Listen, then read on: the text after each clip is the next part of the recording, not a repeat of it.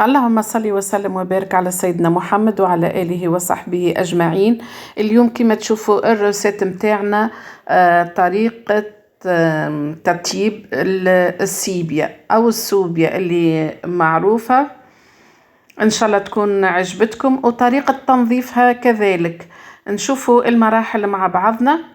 هذوما الكعيبات السيبيا.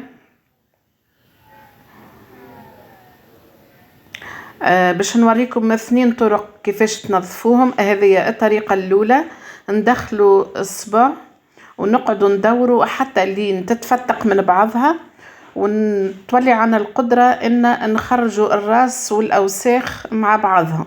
هذه الطريقة الأولى.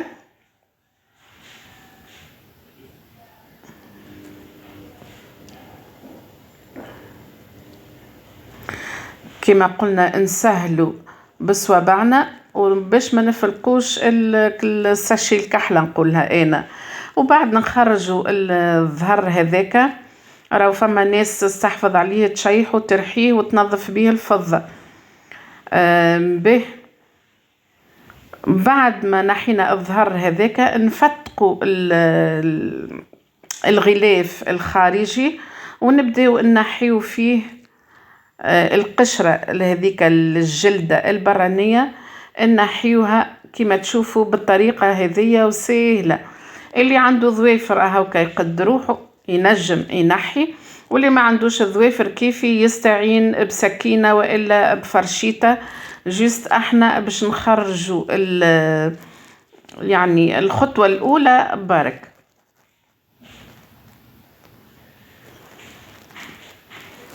هوا كيما باش تشوفوا من هنا الغشاء هذاك الخارجي باش ندخل فيه السكينة ونقعد نجبد.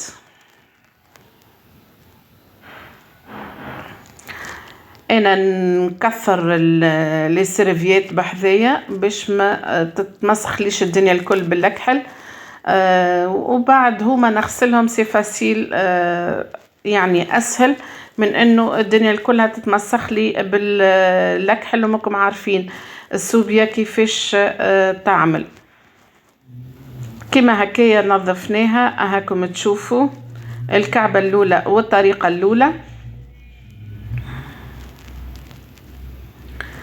نحطوها على جهة وناخذوا الطريقة الثانية.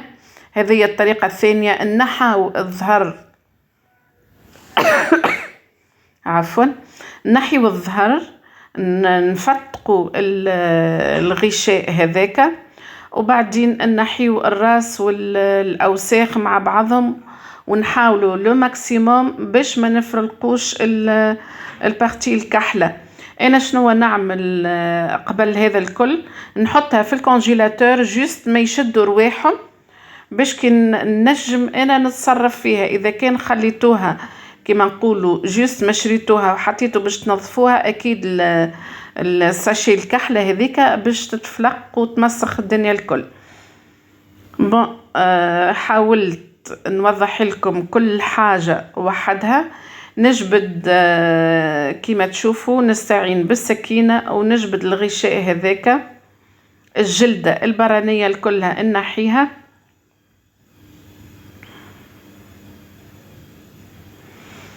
وهكا ندخل فيها السكينة ونقعد نجبد، يعني جيست نسهل على روحي المرة الأولى. وهذه هي الطريقة الثانية كما تشوفوا فيها ما شاء الله. نجيو لهوني للراس باش ننظفوه زادا كيف كيف. عندي البارتي نتاع العينين انا هذيك الحقيقة نقصها ما نخليهاش، نخلي جيست الأصابع فقط. البارتي هذيك متاع الأصابع هي اللي نخليها.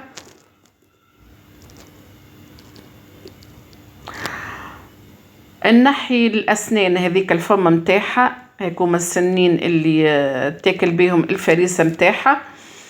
وبعد نبدأ نجبد فيه هذوما واحدة واحدة. هما الحقيقة تريين، يعني مش كيما الكبيرة تبدأ شارفة انت تجبد وهي تجبد.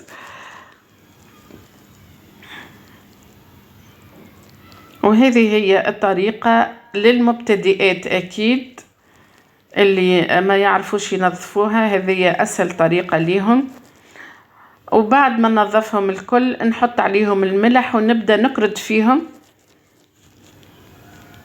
حتى لين كل عابة وإلى الكشكوشة وإلى كما تحبوا تسميوها، هذاك الكل يتنحى بالملح.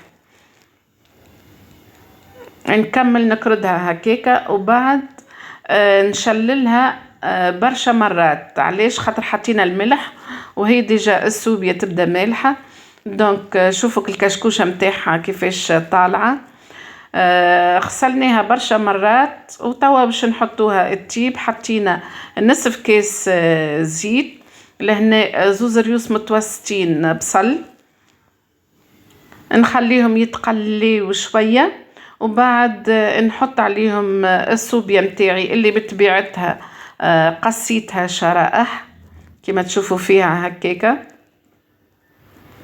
ما تقصوهاش اقل من هكاك على خاطرك شي تصغار. وبعد كيف نخليها تتقلى هكاكا لحظات مع البصل.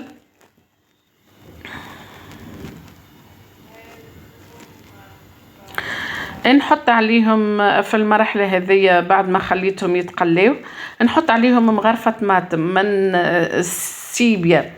شوفوا تبدأ قوية، وكي نزيدو نحطو الطماطم الحقيقة تولي قوية برشا. دونك هاكا عندنا مغرفة طماطم تكفي، وعندنا نصف مغرفة هريسة، عندنا لهنا مغرفة صغيرة فلفل أكحل، كيف عندنا مغرفة صغيرة تابل، وعندنا لهنا تابل والكروية والكمون. هاكا ما كثرتش، عينكم ميزانكم. ميم با اشترى مغرفة صغيرة ونخلطهم بالكدا نخليهم يتقليو. ما نكثروش في تقليتهم باش ما يوليوش فيهم المرارة. دونك خليناهم يتقليو شوية وبعد باش نمرق عليهم هاكا. شوفوا لهنا باش نمرق بالمراحل. انا مانيش باش نصب الماء برشا. علاش؟ خاطر تجينا الماكلة ماصة الحقيقة. كي كل مرة نتبعوها وعلى الهدو نطيبوها تجينا الحاجة بنينة كيما نحبوها ونشتهيوها. حطينا في المرحلة هذه حطينا الكركم، نجموا تحطوه راهو مع الفحات مش بالضرورة توا. لو لاحظتوا انا راني ما حطيتش الملح بما انه عندي الهريسة العربي فيها الملح. عندي السوبيا ديجا هي فيها الجو المالح متاع البحر، رغم اللي تغسلها تقعد فيها. توي كزتها شوية ماء اخر وباش نغطيها ونخليها تطيب ونتفقدها. عيني ميزاني في الماء، تمشيوش ما تحطوش الماء وتقولوا كهو، لا، كل مرة نتفقدوها بشوية بشوية. وتوا كي شفت السيبيا طابت، اللي ما يعرفش يذوق يقدمها يلقاها طابت اوكي سايي. وحطيت الجرينات فلفل وهذه السيبيا متاعنا حضرت. المرقة خفيفة ماهيش ثقيلة والكعيبات هاوكا الكولر يشهي.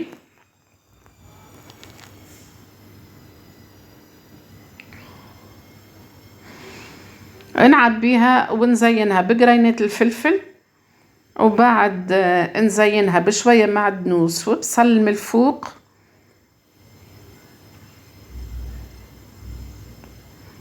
وهذه الوصفة متاعنا اليوم. ما بقالي كان نقول لكم ما تنسيوش اللايك والبارتاج والضغط على الجرس باش يوصلكم كل جديد. واستودعكم الله الذي لا تضيع ودائعه. نلتقي في فيديو آخر إن شاء الله، وإلى اللقاء. دمتم بخير.